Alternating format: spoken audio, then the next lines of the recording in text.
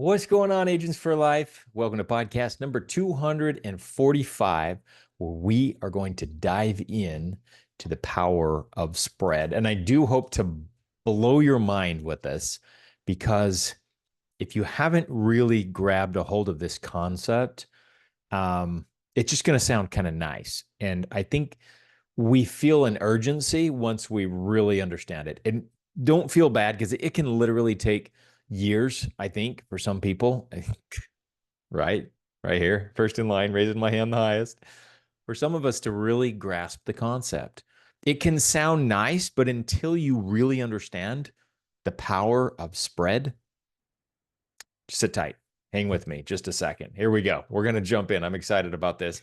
First quick announcement, though, Ohio, August 23rd, 24th. If you can make it, it'll be well worth their while. If you're anywhere within driving distance out there, you East Coasters or something, I'm going to be flying out. Love to have you. We're going to be unveiling some great new things, doing some training, some one-on-one, some strategy sessions, some dialing. If you're new, this is the place to be. It's 2 days of sitting side by side, building, getting you going, getting you started, really. So if you can join us, it's at Eric's office. Reach out to me. I'll get you all the details. They're posting it on Telegram. There's an RSVP sign up because Eric is providing food, by the way, for all of us the whole time. Super generous of him. We just got to get ourselves there. So if you can make it, please, please, please come. No stories that I wanted to share this week, but a mic drop thought I shared in Telegram. So those of you who missed it, which are probably a lot of you, something that I learned or I heard, it was an inspirational little thing that came up in my social media feed this morning, actually. And it goes like this. It takes commitment to get started, but it takes consistency to finish. So sometimes we emphasize one or the other, right? You got to be committed. You need commitment. You need to make that decision, and that's all fine and dandy. But if there's no consistent effort to back that up, that is the finish line, and there's nowhere else you go. So after that commitment, it's all about the consistency. That's it. That consistent daily effort. So if you haven't really hit your consistency stride yet, I would make that a huge priority right now. I'm going to dial X number of hours every single day, no matter what. And maybe start small. If you're not used to doing this and this is overwhelming or you're getting burned out, do an hour a day. You can commit to anything for a small period of time. But that consistent effort is what's going to pay off. Okay. Do something consistently. So your planning sessions, your dial sessions, your meetings, get into a routine and be consistent. Show up and do it again tomorrow and again the next day. So don't want to belabor the point, but I love that thought. It takes commitment to get started, but it takes consistency to finish. All right. So store that away, put it in your brain, and just stew on that. And it'll make you a better agent, I promise. Let's jump into the training now. I love this topic. Because this is where we talk about building. And I probably don't address this topic enough. I tend to go toward a lot on sales because a lot of you are in that space where you just need to make a sale. So we're talking about objections. We talk about different scripts. Last week, I talked about the 3 questions you can ask during your presentation, 3 awesome questions. I almost called them killer questions. And then I thought, that's probably a not very good adjective for a life insurance agent to use. So I thought, just great questions, although it's not as exciting, but questions that we can ask to make a sale and to help protect a family. Okay, all valuable stuff. But you know what? You're playing on the left side of the quadrant, which means as soon as you make a sale, good for you. You get some money, but you got to go do it again if you want to get some more money, right? It's active income, Robert Kiyosaki term, active income. We want to get to the right side of the quadrant where it's system-driven income. It's passive income. It's not based on your, going out and making another sale. So 3 different things that I want to talk about here. The 3 they're just 3 that stood out. There's probably more, but powerful reasons why Spread is so important in our business. Now, first thing to understand about spread is the difference between my commission level and the commission level of the agent in front of me or ahead of me or above me or whatever you want to call it. In a corporate ladder, because that's what we're all used to, you've got, the person that just started, like let's call them the junior intern, okay, if there is such a title. And then you got the senior intern, and neither of them make any money, but he's up on the chain a little bit. And then you've got, a junior associate, okay? And then you've got a regular associate, and then you've got a senior associate, and then you've got lower level management, upper level management, keep going all the way up to CEO, right? Everybody has a salary, everybody makes a certain amount of money, and down the chain, chances are you're making a little less money than the person in front of you. Guess who's making the spread? The company. So if I make a certain amount of money and they don't have to pay out as much on their bills, they're making a little bit more on me because I'm a lower paid employee. I'm a lower cost than a senior marketing executive, a senior vice president of sales, for example. They're highly paid individuals because they have high skills. They've worked their way to get there, right? But the company doesn't make as much money on them. Okay. So that's a little different in a corporate environment. Here it's direct. It's directly, the carriers pay us directly on that spread. It doesn't all just go into a pot like in the corporate world called the profits or the bottom line, right? Here we get paid the direct commission. Let me ask you a scenario. If you had the opportunity to go work at a McDonald's tomorrow, would you take that opportunity? Someone came to you and said, listen, I've been noticing you and you're really great with people and you've got a good smile. And I just think you'd look really good with one of our hats and one of our golf button-up shirts and a broom and cleaning the lobbies in our McDonald's location down the street. I think you'd make a great employee. I want to offer you minimum wage. Come work for us. Would you take that job? It's a nice compliment, right? But would you take that job? Well, most of you would probably say no. Some of you might say yes. And I'm not disparaging McDonald's in any way. I think there's a great place for it. It was my first job, by the way. First job, McDonald's, right? I was so happy to have a job, but I just didn't want to stay there because I knew it wasn't going to be sustainable. It's not made to be a sustainable income. It's made to get somebody started. Okay. And it does really well with that. So what if though, what if instead of them just offering you a job at McDonald's, they offered you a job at McDonald's, but after 3 years, okay, we'll give you some raises in there. We don't keep you at the minimum wage forever. We'll give you $1 or $2 raise every year, whatever. But after 3 years, we'll give you the option to own the place. Now you're the owner. You go from grunt to the working the windows to running the fry machine or whatever, and you're just kind of there. But then, boom, you go all the way up, and in 3 years, they let you own the McDonald's, which means now you look at your job a lot differently, right? Minus the costs, your employees, you've got profit. What is left? That goes in your pocket now. So now you're getting paid for the big picture, not just for you showing up every day doing the job list on your job description. Does that make sense? It's a game changer.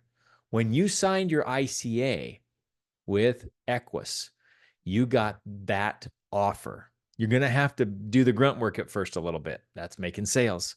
You got to sweep the floors. You got to ring the cash register. You got to drop the fries in the grease, and you're going to get splattered on. Yes, and you're not going to make a whole heck of a ton of money.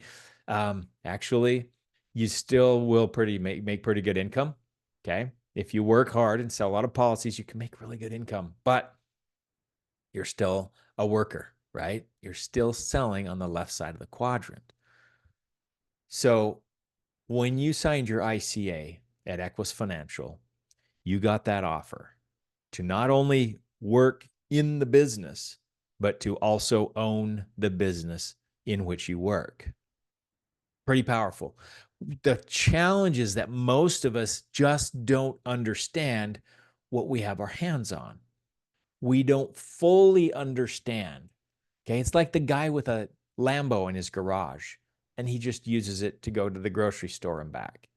Like he doesn't just go and, take those long drives or, pick up the chicks or whatever he's doing. I don't do that, but whatever he's doing, like it's capable of so much more. He could take it to shows. He could do that. He parks it in his garage and he just goes to the grocery store. So he's using it for functional purposes, but it's a Lambo. I mean, the thing's worth $250,000 or whatever.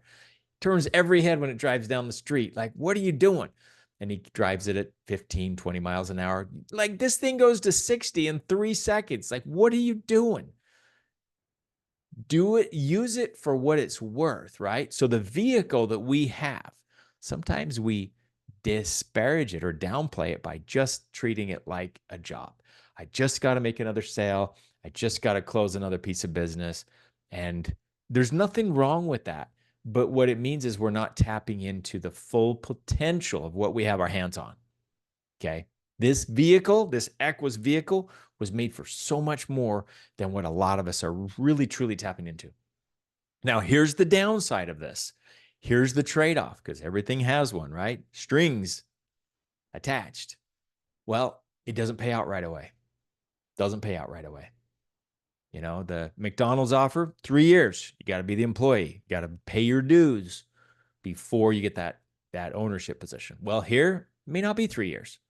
But I am saying when you bring on a new agent, you're not going to get paid right away. It's a 90-day cycle typically before you get them up and running to where they're writing policies, you have your spread in place, and you're making an override. And it's a lot of work between day 0 and day 90, by the way, and you're not getting paid on those days. Okay, so you got to be willing to see the big picture, because here's the big picture. Let me see if I can give it to you now. 3 things, 3 reasons why spread is this important in our business. Number 1 is you get to leverage other people's blank, fill in the blank. You've heard every real estate investor in the country talk about leveraging other people's money, OPM, other people's, not opium, OPM, other people's time, OPT, other people's talents, other people's energies, other people's networks, other people's skills, other people's knowledge, other people's backgrounds, everything, all of the resources that we come to the table with. When you hire a new agent, you are adding that to your team. So you are leveraging everything that new agent brings in. Their courage, their tenacity, their flat out willingness to quit, their inspiration, their motivation, their determination. Like, those are all inspiring attributes that can rub off on other people. How do you put a price on that? When you bring on somebody on the team that's dynamite and other people are super excited, just being around them, it can be a whole game changer for your culture, your team, your momentum, everything, right? So you're literally leveraging things that other people naturally bring to the table every time you bring somebody in, okay? And by doing so, you're going from an income based on your merits, based on sales, to system-driven income, right? That's point number 1. Point number 2 is now we're playing in multiplication, not addition. Addition means 1 + 1 = 2, which is, okay, I've got 1 policy and I write another policy, and now I have 2 policies. I add another policy and I have three clients now. And I add another one, and guess how many I have? I have 4, right? One at a time, we grow. Sales, okay? But what if I have a team and I add 1 at a time, but my team adds 5 new clients at a time because there's 3 or 4 of them working and doing what I'm doing? Now, how fast is my team growing? Okay, not addition anymore. You know the difference between addition and multiplication? It's huge, right? 1 + 1 is 2. 1 times 1 is 2. In the early months, it might be a little bit of a setback because it's extra work. Okay, 2 + 2 is 4. 2 times 2 is 4. Break even, about the same.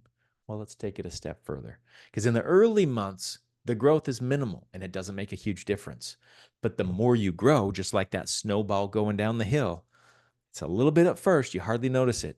But once it catches hold and gains momentum and it starts self-packing and self-growing, now it just grows really fast, right?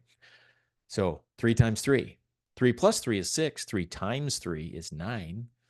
Well, that's a little bit more, right? There you go. We're making progress. 4 plus 4 is 8. 4 times 4 is 16. That's double now. Okay. Double. And we're getting to my third point, and that is compound interest. The bigger it gets, the faster it grows. So not only do we get to play in the multiplication area, but now we're starting to build compound interest. And we all know how compound interest works. If we've sold even one IUL or any kind of an asset that is based on compound interest, you've got simple interest that grows based on a flat percentage rate and compound interest that grows based on the new base. As the base grows, the bigger the base gets, the faster it grows. So if I had a penny and I doubled it every day for 30 days, it turns into, I don't even know what it is, but don't misquote me. It's like, I don't know, $12 million. But in the first 2 weeks, it's still in like $300 or $400 or something small. Don't go prove me wrong and tell me that I was way off. But halfway through the month, you're just in the hundreds of dollars. By the end of the month, you're in over 10 million, because those last few days, they're a doozy, right? It goes up exponentially. And that is the power of compound interest. Now, we don't have anything that doubles every day. That's insane. If you have an investment like that, I want to know about it because I'm putting my money there. But we do have investments that go up nice and slow, nice and steady, or not investments. We do have products, life insurance products, which, by the way, are not investments, but compound interest. And the same can be true with your business. Okay, you can grow with this same compound interest that we get so excited about when we talk to our clients about an IUL, an annuity, whole life, right? Same principle. Are we leveraging that compound interest? It's going to pay dividends huge down the road. If you ever look at an illustration in the early years of an IUL or a whole life, not so great. The growth is there, but it's small because it's the snowball at the top of the hill. And it hasn't really caught momentum yet. I just said cotton. That's a new word. Anyways, you know what I mean. So this is what spread can do for your business. Barry Clarkson talks all about how in his what he's always built his business, I think, around a 20-point spread, basically. So here's my action plan for you. Here's my challenge. Hustle your butt for 1 month and go from wherever you are, skip 3, 4, 5 bumps and go from a 70 to a 90 or 100, go from 80 to a 110, whatever it takes. Just put your blinders on and flat out write any kind of policy you can on every breathing living organism and get yourself a huge bump because you can skip levels. Okay. Now you're in a position of spread and now you have a story to tell. People are attracted to a story. What's going on? What are you doing over there? Okay. And that spread, now you can start leveraging with the team and taking advantage of these three things: a system-driven income, multiplication rather than addition, and leveraging other people's time, talents, and efforts and money, but then the compound interest. And that, my friends, is where it gets fun. Okay. And it can take years, but you ain't building it at your job. Welcome to an opportunity that can just be a complete game changer years from now, provided you see what you have your hands on and you start doing some things to put things in place for that long haul so that you don't have to keep doing what you're doing for the rest of your life. Thanks for listening. I'll talk to you next week.